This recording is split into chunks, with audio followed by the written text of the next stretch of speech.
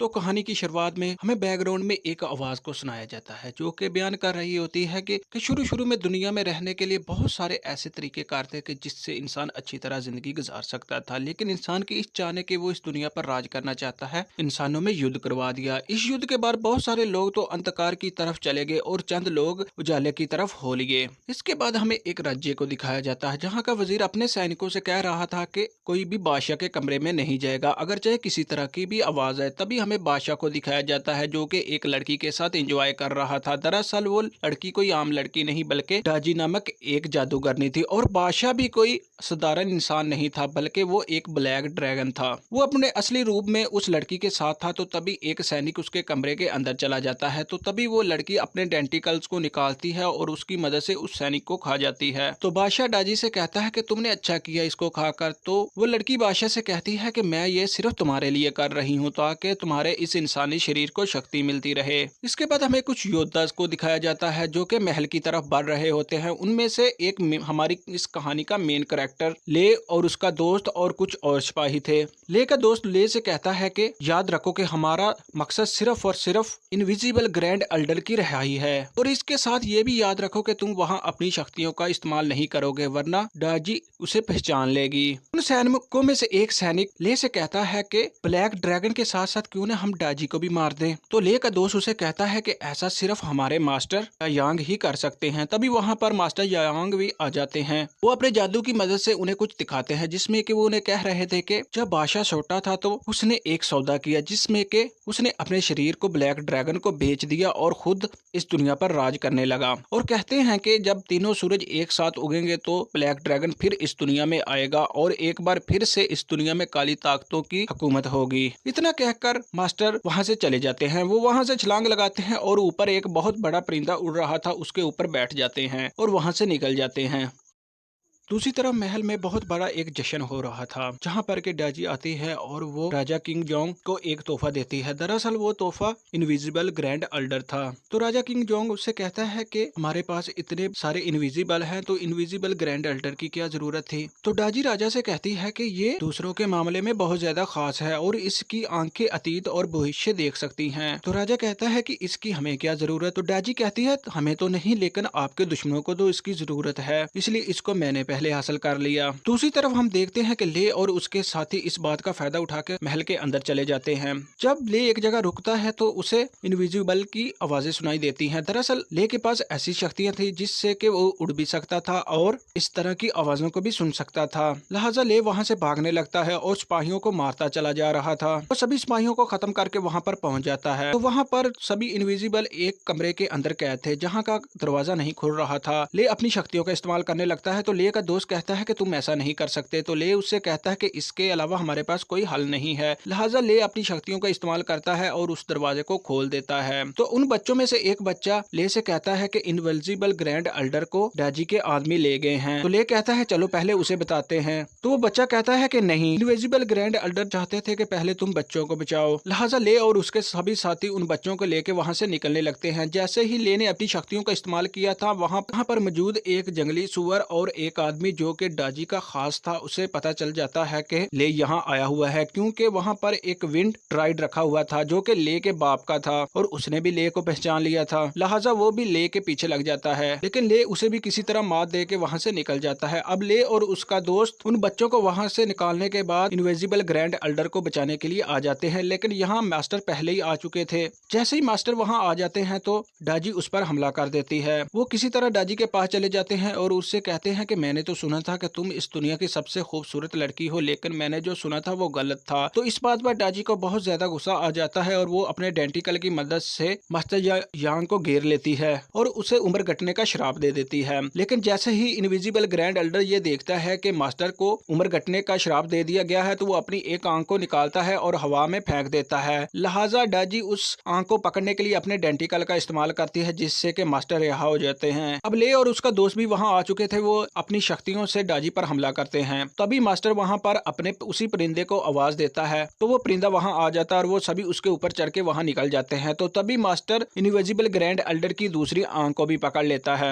Master घर आने के बाद उस आंख का इस्तेमाल करके अतीत और भविष्य देखने लगते हैं। तो दूसरी तरफ डाजी भी उसी आंख का इस्तेमाल करके अतीत और भविष्य देख रही थी, जिससे कि वो अपने खास आदमी से कहती है कि मैं ये नहीं चाहती कि वो सोर्ड ऑफ लाइट को हासिल करें और इसका खास ख्याल रखना होगा तुम्हें। तो दूसरी तरफ हम देखते हैं कि ले एक पहाड़ से छलांग लगा लेता है ताकि वो उड़ सके। तो तभी ले को अपनी कुछ पुरानी यादें आने लगती है, जिससे कि एक दफा तो वो उड़ने लगता है, लेकिन अचानक से उसके पंख गायब हो जाते हैं और वो जमीन पर गिर जाता है। तो ले का दोस्त उसे कहता है कि तुम घबराओ मत और दिल छोटा मत करो, एक दिन तुम जरूर उड़ोगे, हमें तुम पर यकीन है। तो तभी मास्टर ले को बुला लेते हैं और उन्हें सोर्ड ऑफ लाइट का नक्शा देते हैं। वो कहते हैं कि इस नक्शे को गौर से देखो और तुम्हें सोर्ड ऑफ लाइट के लिए निकलना होगा।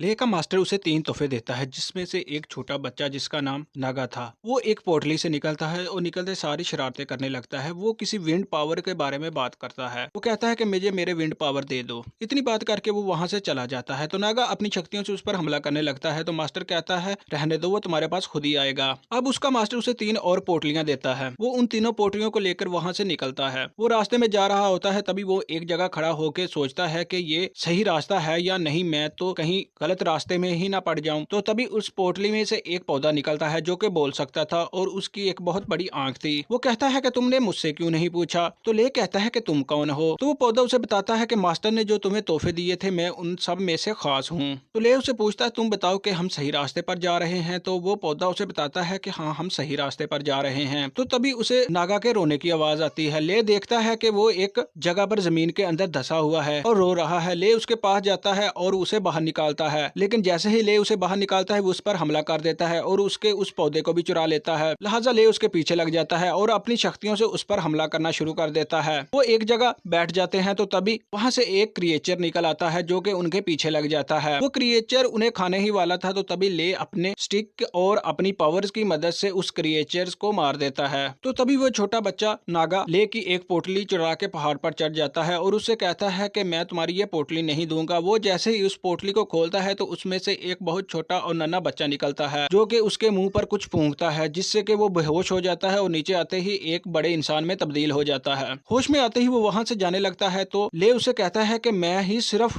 वो इंसान हूँ जो कि तुम्हारे विंड पावर पाने में तुम्हारी मदद कर सकता हूँ। तो नागा उसे कहता है कि अगर तुमने मुझसे झूठ बोला तो ये तुम्हारे लिए अच्छा नहीं होगा। लिहाजा वो चलते जा रहे थे और एक जगह पहुंच जाते हैं जहाँ के एक बूढ़ा आदमी बैठा हुआ था और रेत में कुछ जादू कर रहा था। तो जैसे ही वो उनको देखता है तो उन पर हमला कर देता है। दरअसल उनके पास ऐसी शक्तियां थी जिससे कि वो जमीन के अंदर से पहाड़ को निकाल सकता था और इंसानों को मार सकता था। लिहाजा ले उससे लड़ने लगता है और उसकी इस ताकत को खत्म कर देता है, जिससे कि वो एक नौजवान शख्स में बदल जाता है। तो ले उसे कहता है जांग जियांग, ये तुम हो? तो तुम्हें कहीं उस ताजी ने शराब तो नहीं दिया था? तो वो कहता है हाँ, मुझे उसने शराब दिया था और तुमने मुझे उस शराब से रिहा करवा दिया है। अब ले उसे तीसरी पोटली देता है जिसके अंदर से के एक बहुत बड़ा कुत्ता निकलता है। लिहाजा वो उस कुत्ते को साथ में लेता है और वहां से चला जाता है। अब ले और नागा एक बस्ती में पहुंचते हैं जहां पर के ले को एक लड़की नजर आती है जो कि तितलियों के साथ खेल रही थी। जब ले उसे बात करता है तो वो उसे बताती है कि वो ब्लू बटरफ्लाई है। तो ले वहां से एक औरत के पास जाता है और उससे पोटा बोट के बारे में पूछता है। तो तभी वो लड़की भी वहां आ जाती है और उससे पोटा बोट के बारे में पूछती है। तो वो औरत उन्हें वो बोट देने से इनकार कर देती है। लिहाजा वो बोट को चुरा के वहां से निकलने लगते हैं। वहां पर पानी के किनारे पहुंच जाते हैं। ले कहता है कि ये बोट मुझे दे दो।